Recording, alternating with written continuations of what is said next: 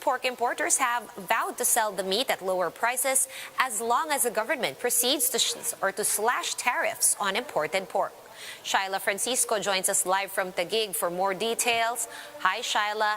How did local hog racers respond to this?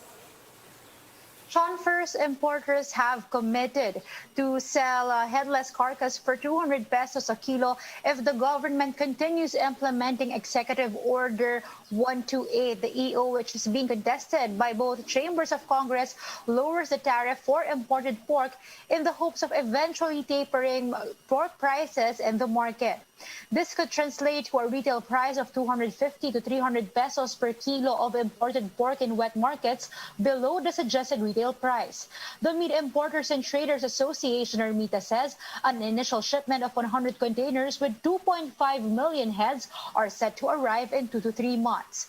But as early as now, some importers have begun selling pork at lower prices, even when they bought the hogs with a higher tariff. MITA says selling cheaper headless carcass can preserve the jobs of butchers and vendors. In a statement, the Foundation for Economic Freedom says the lower tariffs on imported pork is needed while the local hog sector recovers. For its part, the National Economic and Development Authority, or NEDA, notes that lowering the tariff can result in an estimated retail price of imported pork of as low as 215 pesos. Hog raisers, meanwhile, clarify that their misgivings on increasing imports is primarily based on the government's miscomputation on the volume of imports. The Pork Producers Federation notes that only Luzon has shortage and that there is a decreased demand for pork given the impact of the pandemic on households and food establishments. They also warned that the move will cause wider shortage and price hikes in the long run, as hog raisers will be discouraged to produce.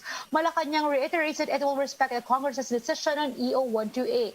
The Agriculture Department, meanwhile, is open to studying proposals to impose a price ceiling on pork imports. It will also consider having the government import pork aside from private importers to maintain lower prices. Sean, prices of local pork have remained up to 420 pesos per kilo. Hog raisers say the prices should be within the 350 to 380 peso per kilo range, while the DA looks into whether an SRP on local pork should be imposed. Sean? Thank you for that update. Stay safe always. That was Shyla Francisco joining us live from the city of Taguig.